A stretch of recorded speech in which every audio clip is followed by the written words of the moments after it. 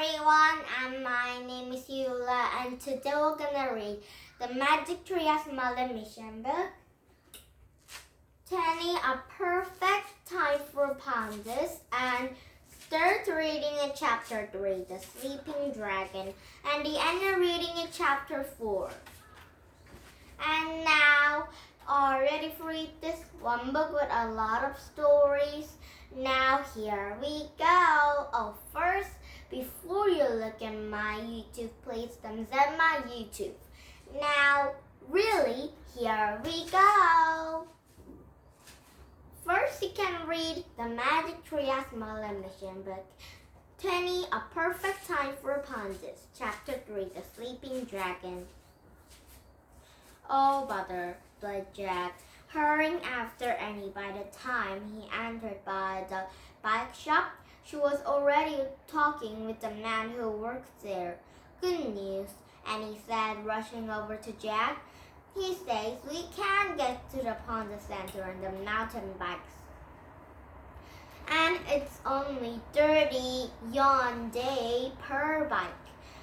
Did you say how long it takes to get there? Said Jack. Not too long, said Annie. She clapped her hands. Her eyes were shining. Jack, I can't believe this. Annie was so excited about Panda Center that Jack just couldn't say no. He reached into his pocket and took out the 20 yuan notes and gave them to the shopkeeper. And the man have handed Jack and Annie their helmets. It's a beautiful ride up mountain, but be very careful, he said as Annie put on her helmets on. Thanks, see you later, said Annie. She grabbed a blue mountain bike and steered it out on the store. Be very careful, the man called after her again. Very careful of what? Wondered Jack. But tucking his helmet under his arm, he grabbed a red bike and followed Annie. So that bike guy told me to go off the street and turn left on the highway, said Annie. Then we just stay on it until we come to see the Panda Center. Cool. How far away it is? Annie asked Jack and put out on his helmet. He snapped up a scrap under his chin. Not far. Just 5 or 6 miles, said Annie. What? Said Jack. Don't worry, you can do it easy. Annie pushed off pedaled away. To the Panda Paradise, she shouted, zooming up the street. 5 or 6 miles, muttered Jack. And up a mountain, great.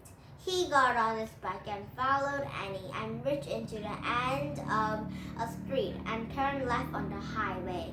And Jack hurried to catch up. As he paddled up the highway, he glanced at the sentry. On one side of the road was a steep mountain slope. It was covered with the filial trees and brushed with the purple-pink flowers. On the other side of the road was a steep drop down into the river valley. The river sparkled on the sunlight and rushed through the green firmament. And more cloud-covered mountain loomed at the distance. A blue bus had suddenly rolled past, and Jack had almost lost his balance. Good grief, he said. That was close. And when the car looked like a taxi flew by, this is definitely not safe, said Jack aloud, and he could have Annie let the talk to him and riding the bikes on the highway, and they should even take a bus or a taxi, or better yet, not gone at all. Annie, Jack shouted. She was so far ahead that she could barely see her.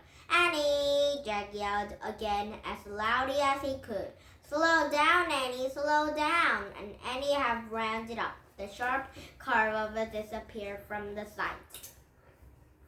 Jack stood up his pedals and pumped with all his might. And he had imagined Annie bearing down to the path of the vain cycle of driving off the cliff. And then Jack finally came around to the curve and he saw Annie up ahead waiting beside to the road. A big grin lit up her face. Thank goodness you're okay, she said. I was worried about you. Jack rode to her and stopped his bike. Though this road isn't safe, you know, said Jack.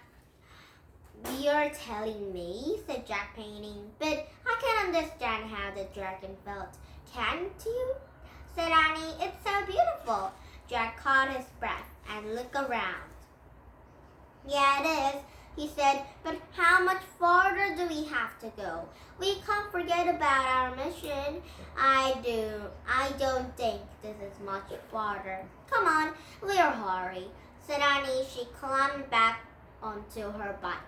I'll go first, said Jack. Let's stay together and keep as close as we can to the side of the road. I'm serious, Annie. He gripped his handlebars and started paddling again. And leading the way, Jack had hugged the side of the road. And then he had glanced back up to a couple of times to make sure Annie was doing the same. As Jack and Annie struggled uphill, huffing and puffing, the bright rain had started to fall. A mist gradually had dissipated over to the valley, and up the highway they biked together and higher up the mountain. More vehicles had rolled by, but Jack tried to ignore them. He couldn't believe they were biking off the mountain on a Chinese highway in the foggy weather. And finally, Jack and Annie came to the sign that says Conservation and Research to the Center for the Giant Panda. Yay, we're here, said Annie. The rain had stopped it, and Jack was wet at cheeks and out of breath. I hope you're happy, he said. And Annie gave Jack a big smile. I am, she said tautly. And the panda center had nest between the two tall mountains. And there was a far side of the narrow of a river and to the small bridge that crossed into the river entrance gate. And near the gate, a group of grown-ups was waiting to go inside. And Jack and Annie rode to the parking lot and parked their bikes next to the small blue bus. And they took their helmets and hung them into from their handbars. Oh no, cried Annie. She pointed to the Panda Center sign. The bottom it says, no one under 18 admitted unless unaccompanied by an adult. I can't believe it, said Jack. Maybe we came in this way for nothing. He had to admit of a seriously relieved. Now they could get back to their mission. I can't take this, said Annie. We have to get in here. Your attention, please, everyone. The woman in the uniform called to the group of waiting outside in the gate. Let's go listen, said Annie. She ran across the bridge. Annie! Jack called. He sighed and then he hurried after her. He stood at the back of the Thailand crowd. My name is Dr. Ling, the young Chinese woman to say the group. Welcome to the largest giant panda reserve to the world. This is a place for the scientists and animal projectors. It's me, said Annie. Animal projector. The several people who looked at Annie and they were wondering who she was. Oh, bother, like Jack. Good. Dr. Ling said to Annie, pandas were the most of the endangered species of the world. And for the last 3 million years, there was a live of a China dense of a bamboo forest. Now those same forests are being cut out to make room for the farms and roads. And pandas and roads. How many pandas are left? Said Annie.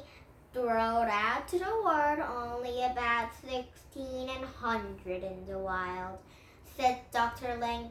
Today there are spices of a transit with the action. That's terrible, said Annie. Shh, said Jack, but Annie didn't shh. Now can we save them, Dr. Ling? She said. We hope so. We're working hard to do just that, Panda Center, said Dr. Ling. We're responsible. About 200 pandas here. And there are many rescued after an injury or illness. And many more were born here. Last year we have 16 new babies. Wow, said Annie. Well, Panda Center is not a place for a tourist, said Dr. Ling. We will allow volunteers to come and help us. Without a further ado, will get up, suited up, and Jack and Annie started walking to the crowd. Annie, come back, Jack whispered loudly, but Annie just signed Jack to follow her. And then she stepped by the boldly to the Conservation and Research Center of a Giant Panda. Chapter 4 gets suited up. Now tomorrow Jack and Annie will gonna see the real giant pandas. And we're gonna be so excited. And now tomorrow we're gonna read this book but new stories to read because of the new chapter to read. Now bye bye everyone and have a nice day.